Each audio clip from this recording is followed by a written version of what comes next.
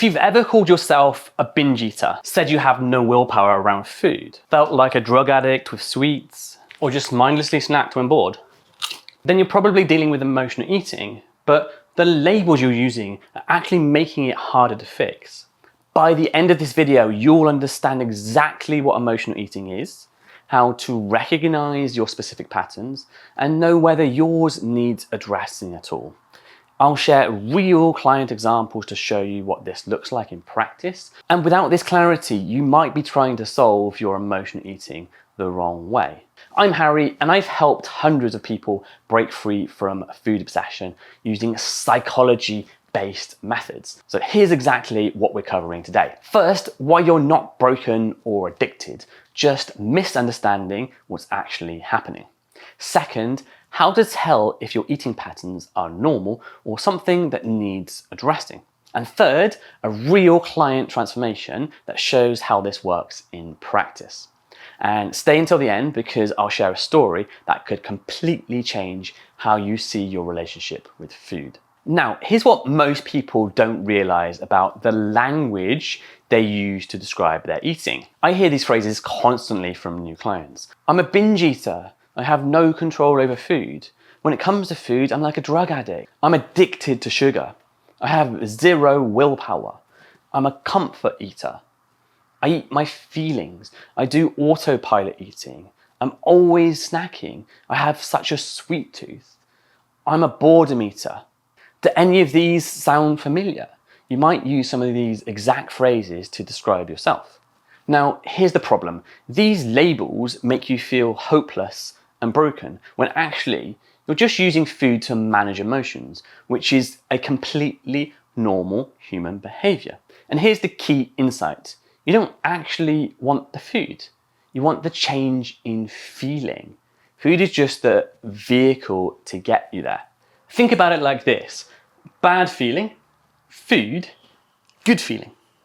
When you're stressed and reach for chocolate, you're not craving the delicious sugar or fat. You're craving the shift from stressed to calm, from overwhelmed to comforted. The chocolate is just your familiar vehicle for making that emotional journey. And here's what's crucial to understand.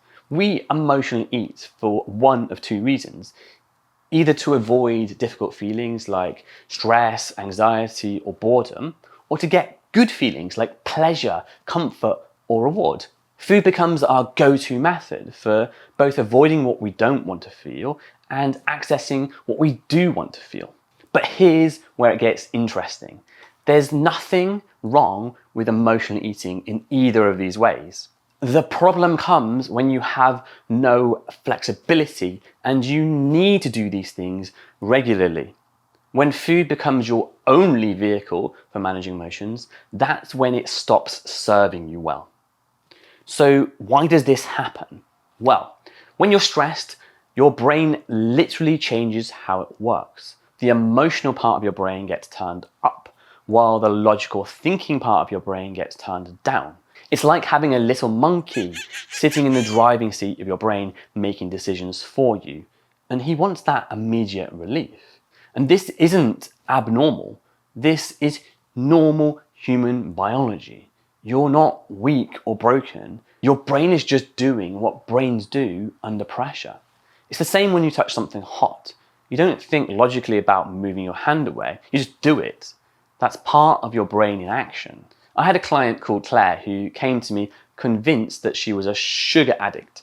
She'd say things like, I have no control around chocolate and I'm just like a drug addict. This language made her feel so ashamed that she'd avoid social situations with food, which actually made her chocolate cravings worse. But here's what's really happening. Claire worked in a high-stress job, and around 3 p.m. every day, when her stress peaked, she'd reach for the chocolate. Not because she was addicted, but because chocolate was her only learned tool for dealing with stress in that moment. Her brain was wired to use food as the vehicle for changing her emotional state. And she simply didn't have other options readily available. And her brain would give her all sorts of convincing reasons to follow through with this behavior when she started challenging it. You've been good today. Life is for living. It's just one piece. You'll eat it later anyway. You'll be good again tomorrow. Sound familiar? These aren't character flaws. You're not broken. They're just your brain trying to justify the only emotional tool it knows, how to reduce your stress quickly. But here's the interesting part. Step 1 was helping Claire reframe her label from "I'm a sugar addict" to understanding the actual psychological process happening. Once Claire reframed this from "I'm addicted to sugar" to "I use chocolate to manage afternoon stress," everything changed. She stopped feeling broken and started developing actual solutions. And this is why the language you use matters so much. It shapes how you think about the problem, which shapes how you try and solve it. Addiction language makes you feel like you need to quit completely. No control language makes you feel helpless. But emotional eating language, that suggests you can learn different ways to manage emotions. So Claire didn't need to eliminate chocolate. She needed better afternoon stress management. Today, she still enjoys chocolate, but it's a choice, not a compulsion. So now that we've cleared up the language confusion, let's talk about what emotional eating actually is. And more importantly, when it's completely normal versus when it needs addressing. So what is emotional eating? It's simply using food to regulate emotions rather than responding to actual physical hunger. And here's the crucial part most people miss. Everyone emotionally eats sometimes. Everyone. And that's completely normal. Food is inherently tied to comfort, to celebration, tradition, and social connection. Having cake when you're sad, enjoying ice cream whilst watching a film, or reaching for chocolate during a stressful day can be part of a balanced approach to life. Now, here's the thing that most people miss. Emotional eating isn't just one thing. There are actually different patterns, and understanding yours changes everything.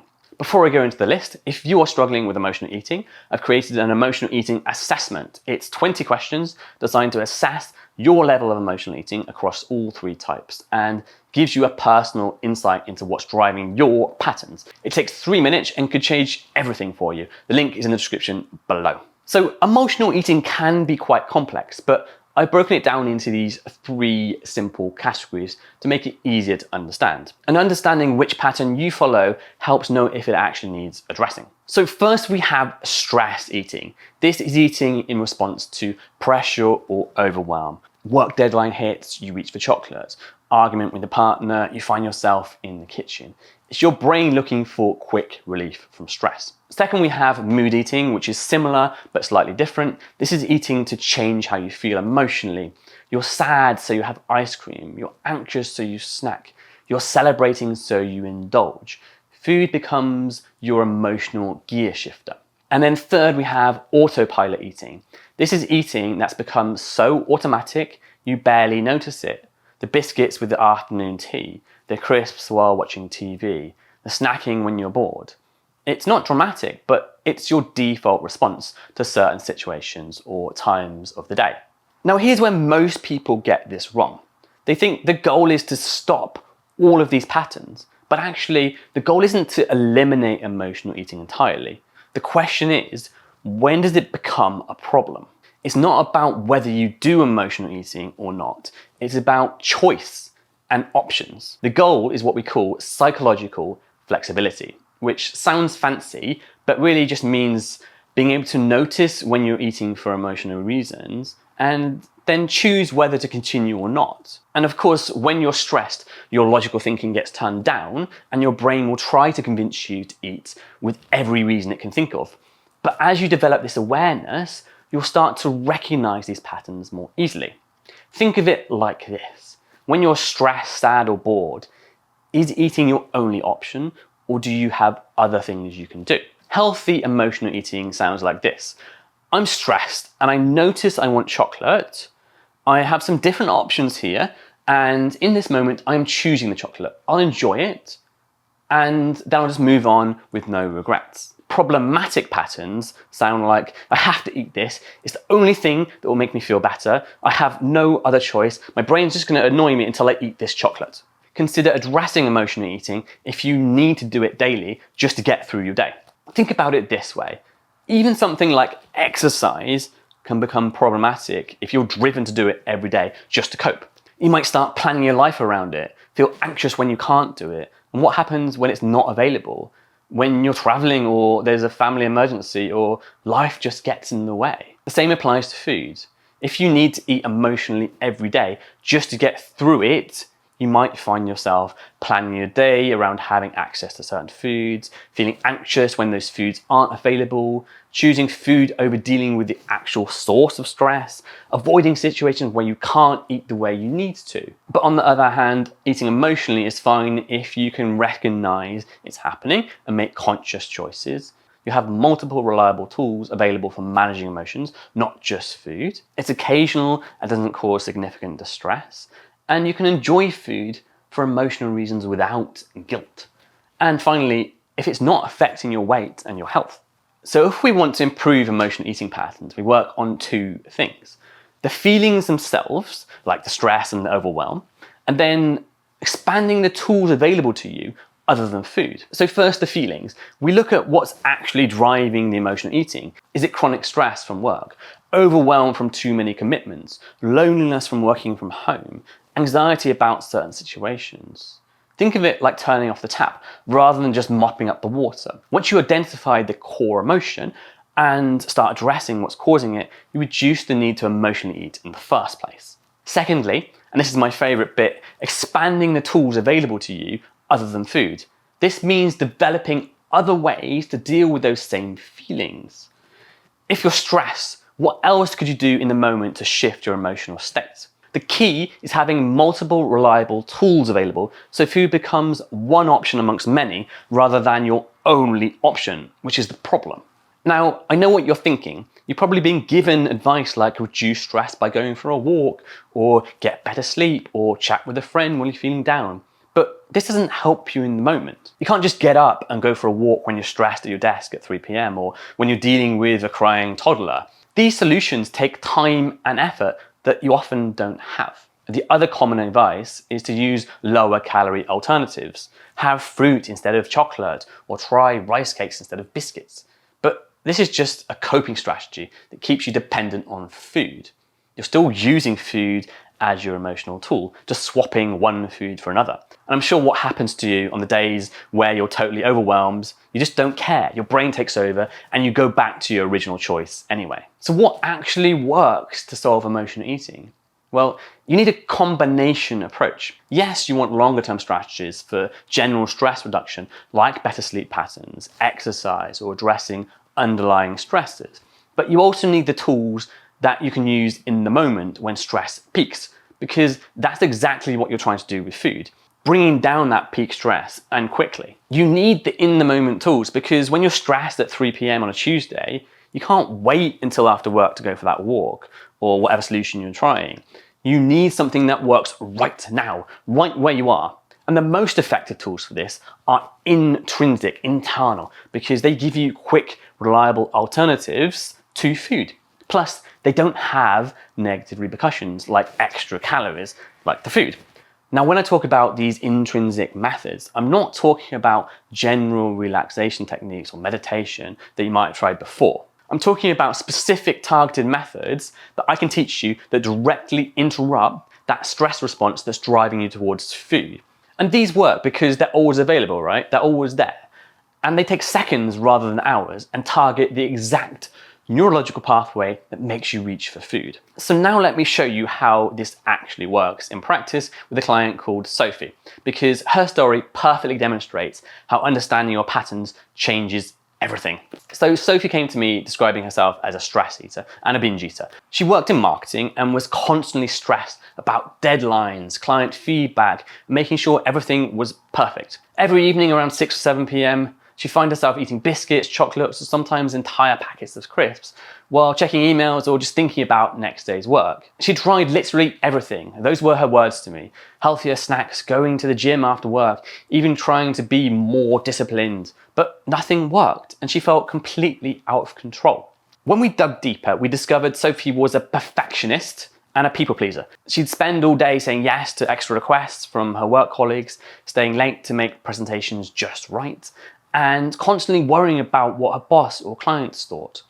By the end of the day, she was emotionally exhausted from managing everyone else's needs and expectations. The evening eating wasn't really about food. It was the only moment of the day where she could do something purely for herself without having to be on for everyone else. Food was her vehicle, her way for feeling comforted and giving herself permission to relax. So once Sophie understood this pattern, everything shifted. She realized she wasn't broken or lacking willpower.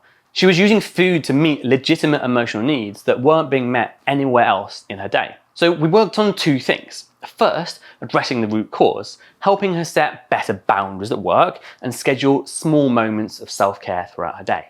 Second, developing intrinsic tools she could use in those evening moments, including my trademarked race technique designed to give you back control, which helped her recognize exactly what was happening in the moment and helped her make conscious choices about whether to reach for the food or try something else. Now, this wasn't an overnight transformation. There were still evenings when Sophie had cravings for the biscuits, especially during particularly stressful work periods. But the difference was her relationship with it changed completely. Instead of automatically reaching for food, she'd use the race technique I taught her. She'd pause and check, what's the reason I really want to eat right now? How automatic is this feeling? What's the context? What's happening in my day? What's my emotional energy like? This brought her back to conscious awareness and helped her make a choice that was more aligned with her values, whether that was choosing food mindfully or trying one of her other stress relief tools. 6 months later, Sophie still occasionally eats emotionally, but it's through her value of enjoying nice food rather than a coping strategy for stress and emotion in her life. More importantly, she has multiple ways to manage stress and give herself comfort. She takes proper lunch breaks, she learned to say no to non-essential requests, and she has evening routines that actually help her unwind. She went from feeling completely out of control to having genuine choice in how she manages her emotions. And that's the real transformation. Not perfect eating, but this psychological flexibility where you have choice in what you do. You're not just driven by that craving, eat now, eat now, eat now, you deserve it, it's the last one, or start again tomorrow. So if you'd like to find out how the race technique works and learn my complete approach to breaking free from these patterns, I've created a comprehensive emotional eating course. This takes you step by step through understanding your own emotional eating patterns, addressing the root causes, and developing your own toolkit of alternative strategies, just like Sophie did. And the link is in the description below. And most people think they need to go on a diet to lose weight, but that's actually the worst thing you can do. To learn how to lose weight without going on a diet, watch this video next.